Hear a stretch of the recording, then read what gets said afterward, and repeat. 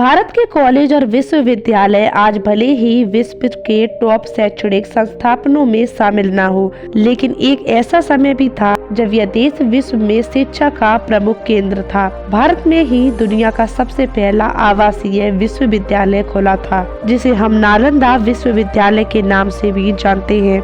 इस विश्वविद्यालय की स्थापना 450 ईस्वी में हुई थी। नालंदा विश्वविद्यालय प्राचीन भारत के उच्च शिक्षा का सर्वोत्तम महत्वपूर्ण और विख्यात केंद्र था। प्राचीन नालंदा विश्वविद्यालय की स्थापना गुप्त काल के दौरान कुमार गुप्त प्रथम ने करवाई थी।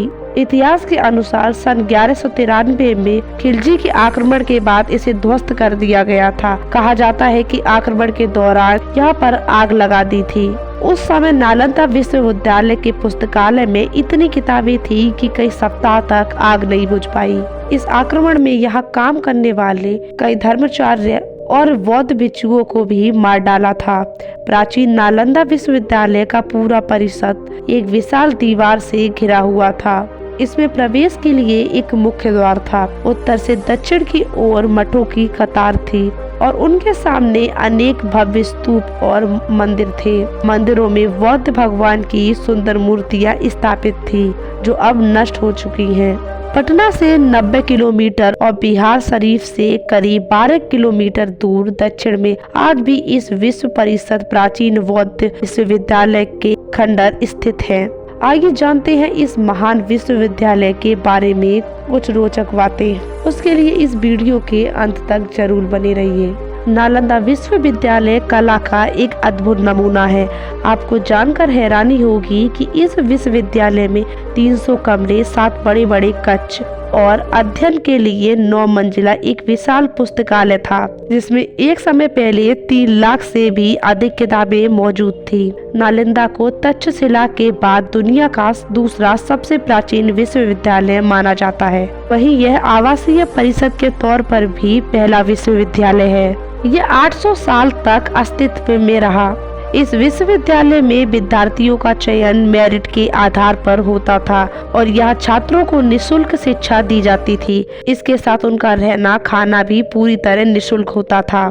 इस विश्वविद्यालय में एक समय में 10,000 से ज्यादा विद्यार्थी शिक्षा ग्रहण करते थे और 2700 से ज्यादा अध्यापक उन्हें शिक्षा देते थे।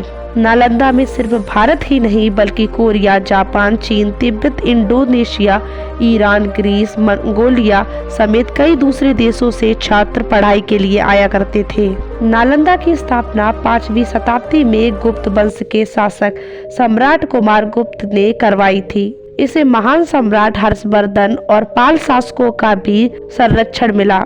इस विश्वविद्यालय की स्थापना का उद्देश्य ध्यान और अध्यात्म के लिए एक स्थान बनाने का था। ऐसा भी कहा जाता है कि गौतम बुद्ध ने कई बार यहाँ की यात्रा की और यहाँ पर ध्यान लगाया। नालंदा में छात्रों को literature, astrology, psychology, astronomy, science जैसे कई विषयों को पढ़ाया जाता था। इस विश्वविद्यालय में कई महान विद्वानों ने पढ़ाई की थी, जिसमें मुख्य रूप से हर्षवर्धन, धर्मपाल, नागार्जुन का नाम भी शामिल है। इस विश्वविद्यालय की एक खास बात यह थी कि यहाँ लोकतांत्रिक प्रणाली से भी सभी कार्य होते थे। कोई भी फैसला सभी की सहमति से लिया जाता था। मतलब सन्यासियों के साथ टीचर्स और स्टूडेंट भी अपनी राय देते थे। खुदाई के दौरान यहाँ 1.5 लाख वर्ग फीट में नालंदा विश्वविद्यालय के अवशेष मिले हैं। ऐसा माना जाता है कि यह सिर्फ विश्वविद्यालय का 10% हिस्सा ही है। नालंदा शब्द संस्कृत के 3 शब्द ना, आलम, दा के संधि विच्छेद से बना है। इसका अर्थ है ज्ञान रूपी उपहार पर कोई प्रतिबंध ना रखना। नालंदा की तर्ज पर नई नालंदा यूनिवर्सिटी बिहार के राजगीर में बनाई गई है।